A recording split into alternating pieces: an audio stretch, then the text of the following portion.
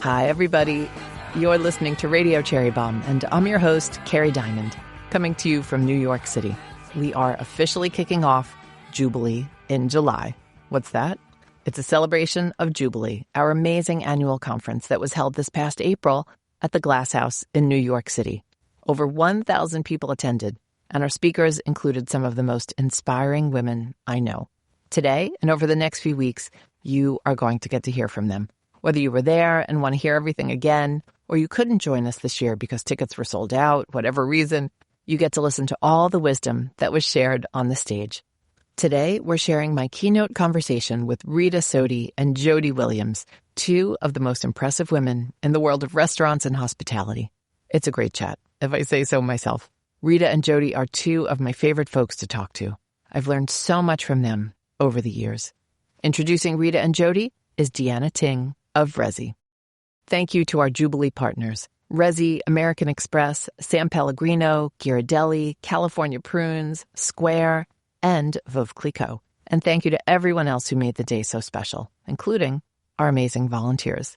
The next big Cherry Bombe event is Farmers and Makers, and it's taking place in Paso Robles, California, September 25th to 27th. It's a weekend of tastings, dinners, conversations, and special events in honor of the International Year of the Woman Farmer and the women behind what we eat and drink. Weekend passes are on sale right now at cherrybombe.com. The link is in our show notes. Today's show is presented by Veuve Clicquot.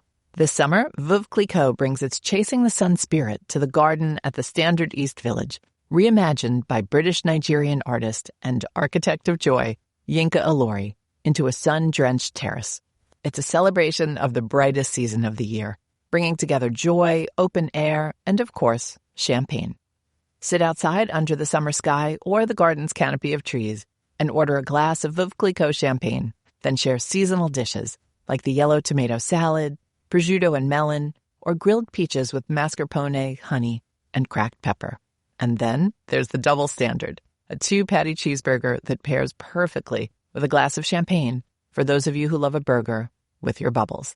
It's a delicious way to chase the sun and be reminded why summer in the city is so special.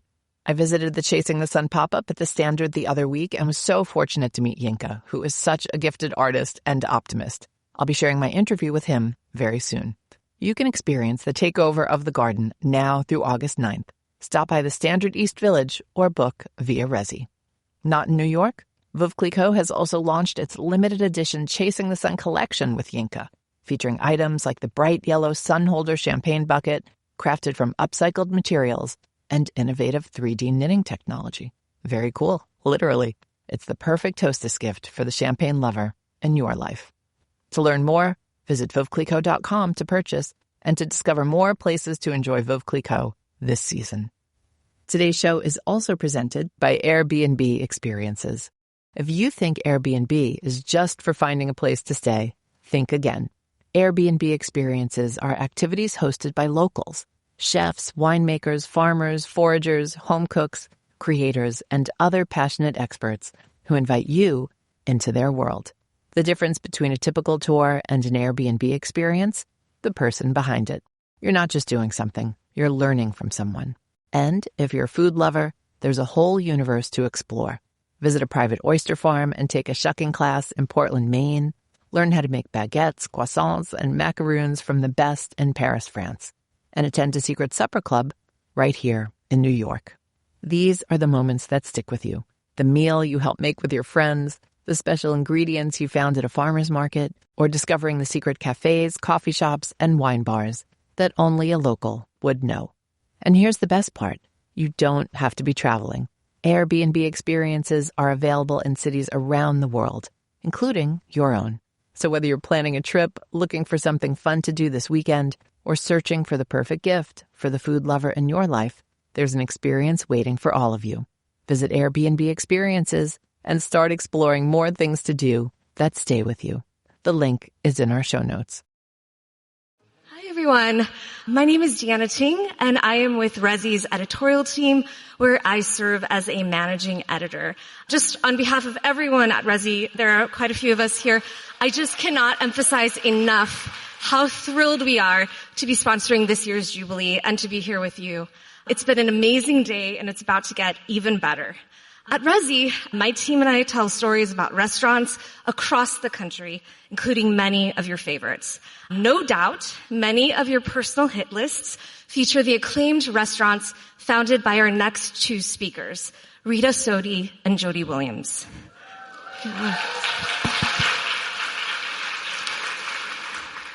Now together, Rita and Jody have built one of the most remarkable culinary empires in the country, set in the heart of New York City's West Village. There's Via Carota, which counts none other than Taylor Swift as a regular. Yes, we can clap for Via Carota. There's Buvette. There's Sodi, the Commerce Inn, and of course, Bar Pisellino, where on a very sunny summer day, unlike today, you can find probably half of New York sitting outside, sipping on Aperol spritzes. And this empire also stretches beyond just their restaurants alone. Rita and Jody have also embarked on a culinary partnership with the Metropolitan Museum of Art to reimagine the restaurant program at the world-famous cultural institution. So it's very clear, yes, that hospitality runs in their blood.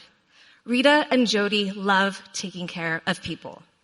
They love cooking seasonally, using humble ingredients. They've taken simple dishes and raised them to an art form. The perfect scrambled eggs steamed with an espresso machine. If you know what I'm talking about, you know what it is. A Buvette. The perfect green salad at Via Carota, where each leaf is washed and handled with care. The perfect lasagna at Sodi, composed as a masterpiece. The industry has recognized them for their work with its highest honors and awards. The James Beard Award for Best Chef New York City, North America's 50 Best Restaurants, and perhaps the biggest one of all, the Cherry Bombe Power Awards. Rita and Jody are also the authors of the cookbook Via Carota, a celebration of seasonal cooking, which we'll be signing right after this talk. And they've also launched a Via Carota Craft Cocktail collection featuring their restaurant's most popular drinks, and you'll be able to get to sample them during happy hour. My personal favorite facts about Rita and Jody, that they are partners in life and in work, and they are proudly self-taught chefs. Rita and Jody are true examples of how passion and purpose can make your dreams come true. Interviewing them is Kerry Diamond, the founder of Cherry Bombe and the host of Radio Cherry Bombe. Backstage, Kerry and I talked for a little bit, and she told me that she would eat at Via Carota every night of the week if she could. A sentiment I am sure many of us here also share. So here's just a little pro tip for me and the Resy editorial team. You can find them on Resy. And with that, everyone, please give a very warm welcome to Rita Sodi and Jody Williams. I have to say, I almost feel bad that I'm making you two be on stage. You two are such humble people, and I could feel the pain of you having to hear all these accolades over there. You could just see the body language on the two of them. That is true, Kerry. But thank you very much for having us here, and thank you everybody for staying to listen and everything. Everybody in New York adores you too. I am so thrilled that you're here. I can't even tell you. It's been a dream to have you on stage as a keynote conversation and to close Jubilee. I could talk to you for a long time, but I narrowed down my questions because I know, like I said, you two are very humble people, and you seem to be pained to have to talk about yourselves sometimes. So we're going to talk about food first, right? So lots of you listen to Radio Cherry Bombe. You two have graciously been on the show before.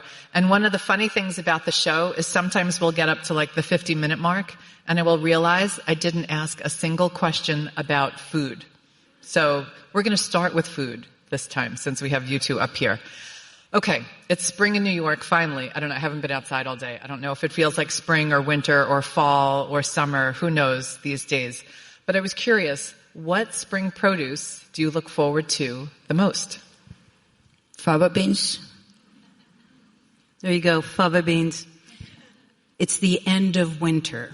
It's cabbage, you become so wary and tired and a little bit jaded, and you can't wait. And even the end of the season, the produce isn't always at its best. It's the last nectarine you maybe wish you ate in August and not late September because it was a little mealy. You just can't wait for anything to start to grow again. So whether it's fava beans or asparagus or strawberries, it's just such refreshing welcome. We always think about it as old friends coming to visit again. Time for cabbage to get out and let's start cleaning strawberries. And then we were really curious, what this season's going to be like. Is it going to be last season was a great season for cherries. The cherries were awesome. We haven't had a good season for figs in a long time. So we're really curious, are the squashes going to be sweet? Are they going to be great for tortelli di zucca? So you're curious, you're apprehensive, you can't wait to discover it all again. I love the idea of cabbage as the house guest that stayed too long. I love that. Rita, tell us how you like to prepare the fava beans. Salad with the pecorino and mint and some olive oil. Perfection. You just reminded me of a moment, I don't know if you two remember, but we used to do an event called Cooks and Books that I loved so deeply. I don't know if anybody came to Cooks and Books. And Ruth Reichel interviewed the two of you when your cookbook came out. And Ruth's first question was, let's talk about water. And Ruth wanted to talk about the water in your cookbook. So hearing you talk so beautifully about 4 ingredients, but we can all see it in our head and see how that translates to a Via Carota dish for those of us who've been lucky enough to be there. Would love to know if you have a favorite pasta dish. You two are two of the queens of pasta in this city. Basil pesto. Wow, I love basil pesto. Pici or trofi or stracci. I remember eating basil pesto in Genoa, and in this little trattoria, there was no menu, but it was written in little signs around the room, a bacala dish, a trophy dish. It was just really beautiful. How simple the menu, the experience was. Olive oil on the table, vinegar, and you would just point and order, and everybody sat together. It felt like we were in the room eating together. So, always a favorite. Part of the moment, I discovered it, but it's just delicious and vibrant. For me, tortellini in brodo, Christmas time, family, love and memory. That's my favorite one. Beautiful.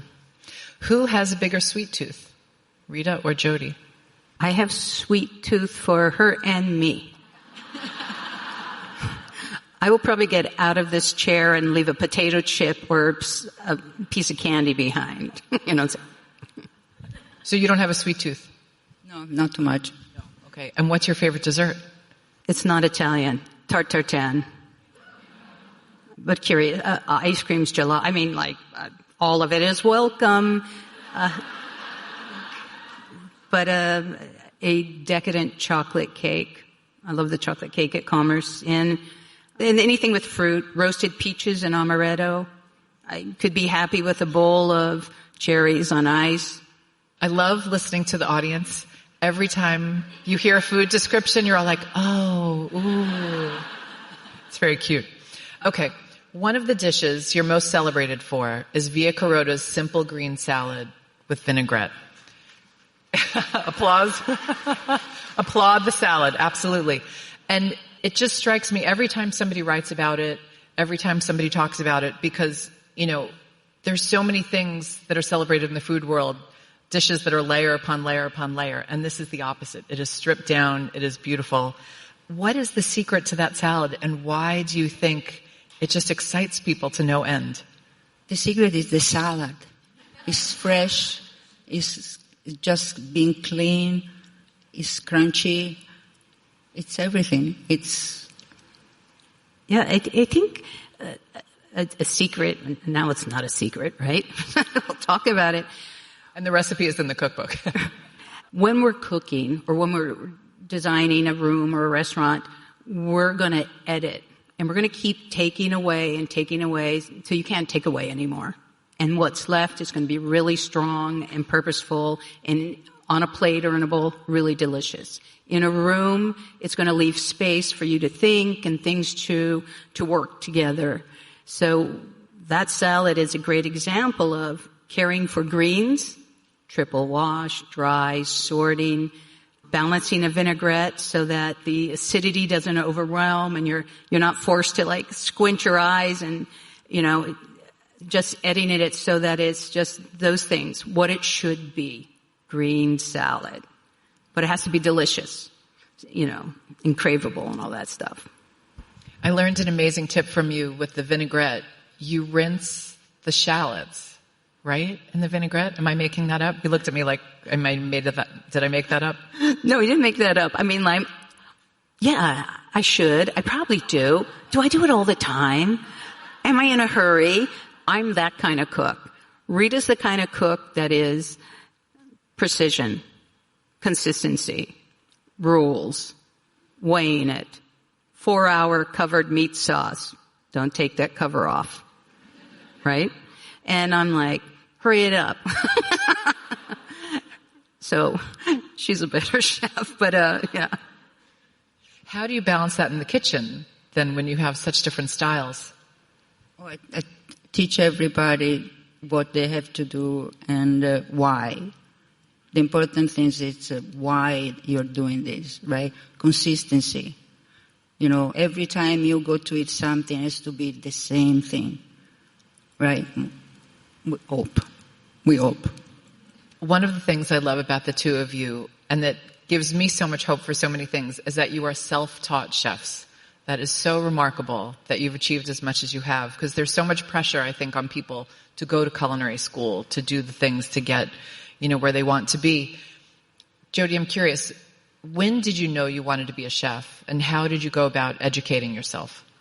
Well, I grew up in California. My mother was a school teacher, had an older sister, a younger sister, single mom household. I was hungry. So we, took care of ourselves a lot and pitched in and helped and had chores and did things. I was always sort of working in food. In elementary school, I would have to leave, a class to go work in the cafeteria to subsidize my education, right? So like out of reading, over there, put the milk on the lunch trays, right? So I'd always been in this world, always working, always little jobs, always involved. Agriculture is a big thing in Northern California and just always around food. Very curious. So it was very natural for me to always have an after-school job. Went to college, but always loved the adventure that I saw through food. The travel, the culture, the language. It was easy. I could do it. School was hard. Education was hard. I'd probably fail culinary school if I went. But I could work and I could learn, and that's where I was sort of thriving, so. Rita, you had a successful career in fashion in Italy. You decided to quit, move to New York, and open a restaurant. Is it true that you had never lived in New York before or worked in or owned a restaurant before that? Yes, it's true. That is remarkable. What led to this big life pivot for you? It was very hard. That's what I call, I changed my life when I was 45, right? I left Florence, came in New York, and opened a restaurant because I want to do my food. I want to share my food with people. And I started my journey. And here I am. How did you find the strength to do it? To go to this new city, to embark on a career that you had no experience in? The Italian people can be very stubborn sometimes. Okay, we'll leave it at that. How did you two meet? Who wants to tell the story?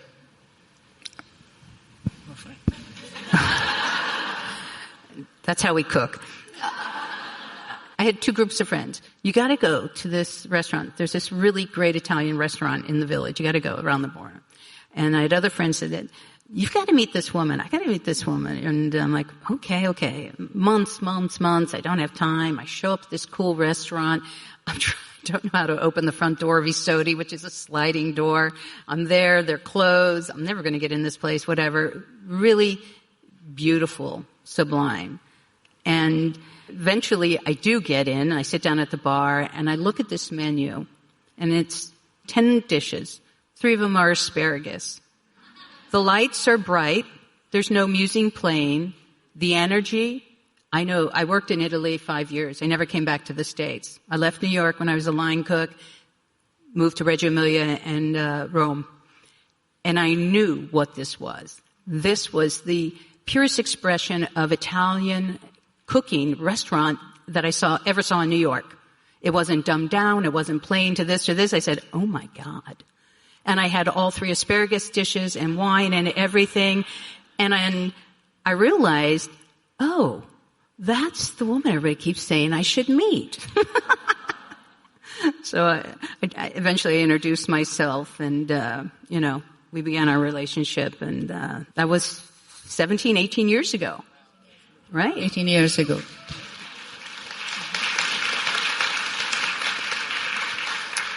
Rita, what do you remember of that? This woman sitting at the bar ordering all your asparagus dishes.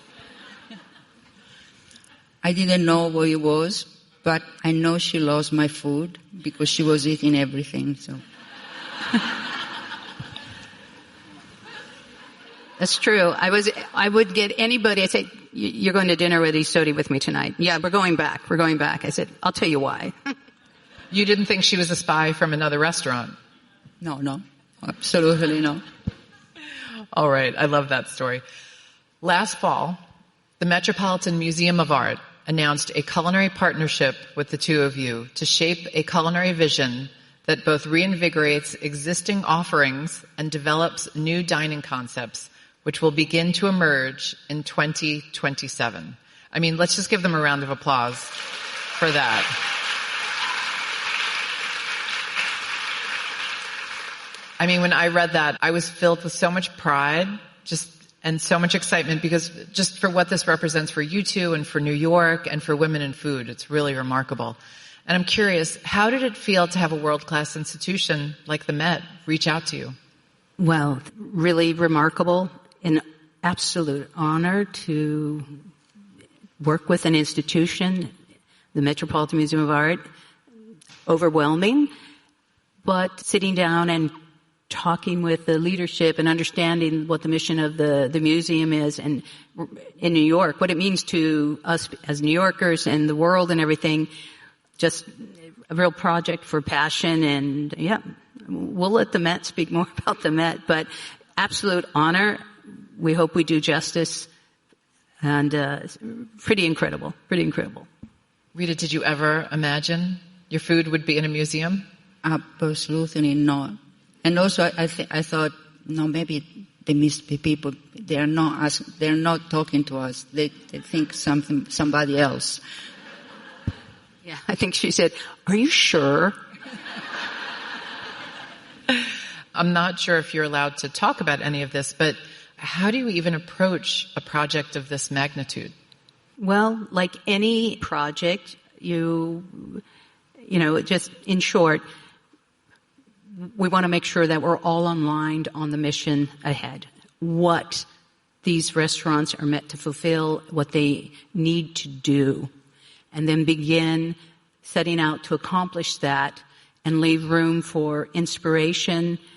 There's not a better source of inspiration or mission than in the Metropolitan.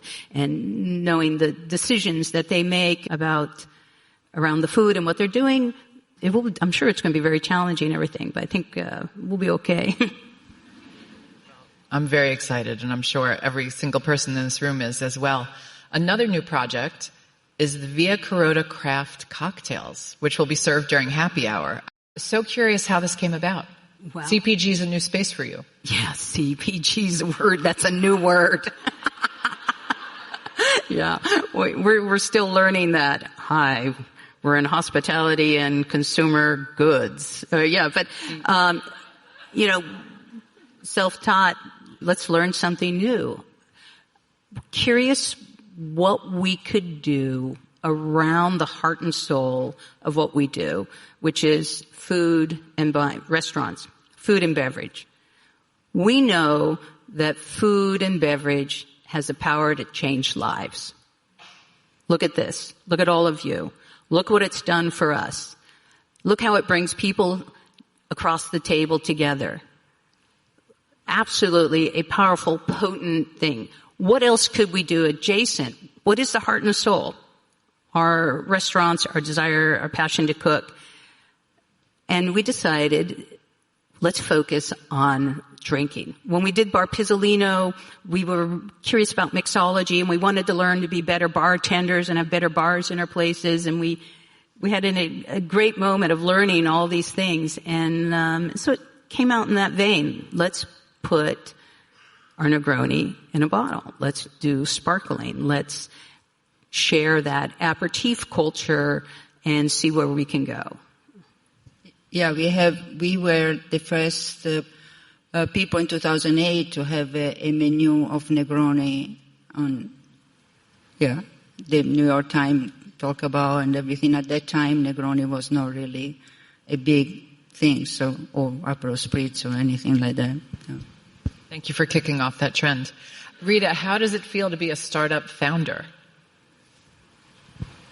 I don't have word. It feels good, actually. It's a learn process, and it's very interesting to be and learn how things happen on that side.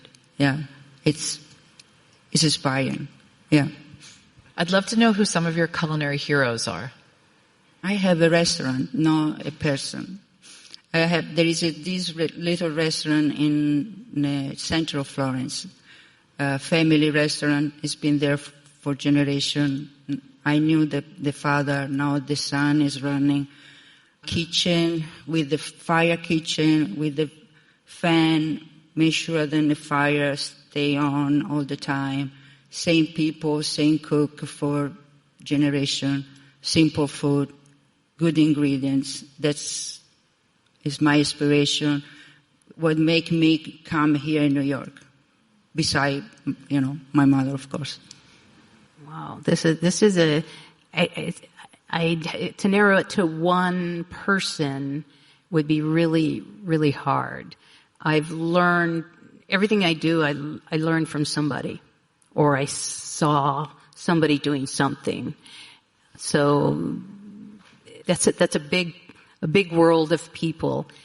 I think it was Diana Vreeland said, the eye must travel, right? And that I was able to travel and experience different cultures and different foods, and, that classic item done, the best expression of that here or there, that I learned Italian food in Italy for 5 years, or I'm learning more things in this country that I never knew before. That information and the ability to educate yourself by listening and learning is so valuable. And you're a sponge, and you don't know what you're always the experience, how it will manifest in what you do next, but it's inside you. So I would say just having the lovely, a wonderful opportunity to experience many things and cultures and travel has influenced how I think about food, how I think about restaurants, and being curious to want to learn more and more. That's beautiful. Thank you. All right, last question. You're probably relieved. It's the last question. Every time I see you two, you are so chill. I see you at Bar Pisellino and have a coffee with you. You are cool as cucumbers. I bump into you on the streets in the West Village. You've usually got a bike with you and, some produce. Again, cool as a cucumber. With a business as big and as demanding as yours is, and all these different things that you're doing, I would love some advice for how you stay so calm. Okay. I'm so curious what you're going to say. Okay. Being in line at the restaurant, it's tough. Okay. It's very overwhelming, right? You hear the machine tick, tick, tick, tick, all the ticket, and you're like, oh my God, how I can do that? And you say, okay, just breathe. Okay? Breathe and do it. It will be fast, easier, and everything. That's how I approach the life every day. Just breathe. Just breathe. I would say, first of all, I just want to talk about that. Rita was expediting and doing the pasta station at Sodi for years together. Expediting, doing complicated pasta station, and didn't know that her bartender shouldn't be sending 5 tickets all at once, right? If you're in restaurants, no, you send order by order, please, right? And just incredible to be able to master that. There's a lot of stress in restaurants and probably everybody's business. Yeah, we're not perfect. We might not get it always right, and we can fix it tomorrow. I woke up at 3:15 thinking, oh, we're going to have to be here, and that sort of was a happy stress. Everything's going to be what it is. I don't know. I wish I had a better answer. I wish I thought something more eloquent for you, but, not giving up. I love that. Everything's going to be what it is, and just breathe. So maybe on that note, we can all just exhale. All right. You feel better now, right? I do. Actually, yeah. I do feel better now. Anyway, I adore you two so much. Thank you for being such a big part of Cherry Bombe over the years. Thank you guys. Thank you guys too. Thank you. You two are my culinary heroes. So thank you. Thank you so much to Rita, Jody, and Deanna. Be sure to pick up a copy of the Via Carota cookbook at your favorite bookstore. And if you're in New York City, definitely visit one of their restaurants. You might see me there. Would you like to be part of the Bombe Squad? If you're a longtime fan of Cherry Bombes, there's a way to get more involved in everything we do. You can become an official member of the Bombe Squad and get access to all our content on Substack, including cover stories, features, and recipes, and be part of our virtual member meetings on Zoom. You'll also get discounts on events like Jubilee and our upcoming Farmers and Makers Weekend in Paso Robles, California. Membership is $6 per month or $55 per year. We also have a special tier for CEOs, CMOs, and founders, which gets you all the perks of being a Bombe Squad member, plus a subscription to our magazine and access to exclusive events. For more, visit cherrybombe.com. The link is in our show notes. Next up, we have a Jubilee solo talk from Zahra Tangorra, the author of the memoir Extra Sauce. I loved Zahra's book and cried through pretty much half of it. If you love the bear, you'll love Extra Sauce. Here, Zahra explains what the concept of extra sauce is all about. Oh my goodness. Hello, everyone. So many beautiful faces out there. Thank you, everyone. Thank you, Cherry Bombe. Thank you, Kerry. Very exciting. I'm going to cut right to it. We got a lot going on today. Okay, are we ready? Ready? Are we ready? Okay, cool. Extra sauce is how I like my pizza, and is also how I fall in love. If there's extra sauce, food will taste better and last longer. It will have more flavor, more texture, more squish, and more meaning. Extra sauce is messy, and messy is exciting, wild, and free. Wild and free is how you evade death for now, and how you manage to not feel it when it finally finds you. So by that math, extra sauce is survival. Extra sauce is for sopping, dunking, and licking off your plate. Licking off your fingers. Licking in general. It's a tiny demand for freedom and hedonism. Abundanza, joie de vivre. Life has told you this is the amount of joy you get, and you say that is simply not enough. Extra sauce is a craving and a need, an itch that is distracting until it is scratched. Extra sauce gets you into trouble sometimes. It can make you take chances that break your heart, but can also mend the heart because it will go to the ends of the earth to find treatment. Extra sauce drips onto your white clothing and leaves a stain. And you should know by now not to wear white clothing, but you like white clothing and extra sauce. And so the shirts continue to become soiled. Extra sauce is a pleasure. It is asking for pleasure or making it for yourself. Sometimes pleasure is hard to ask for. Sometimes it is hard to give yourself. But extra sauce says, God damn it, you deserve pleasure. So you take it even when you feel deflated or embarrassed. Extra sauce is a shot of tequila or 5. It is chain smoking. It is devouring a good book in a day and a half. It is the music turned up so loud that you know you are permanently damaging your eardrums, but you don't care because Feel So Good number 1 by Junior Kimbrough is meant to be played at an 11. It's rubbing your eyes too hard and too long, 3 bowls of cereal, falling in love, and singing Cole Porter standards in the shower. It's a 10-page love letter written furiously on nice stationery and sealed with a kiss. It's how I would headline a personal ad in the newspaper if I was single and looking for love in the year 1987. Extra sauce is a triathlon, a temper tantrum, a very large banquet with lobsters and ham and various metaphors. Pamela Anderson, Bootsy Collins, Bobby Short, Nicolas Cage, and Anais Nin. Hard sex that leaves the sheets torn to shreds. Smeared makeup and claw marks. Heavy breathing and stars in your eyes.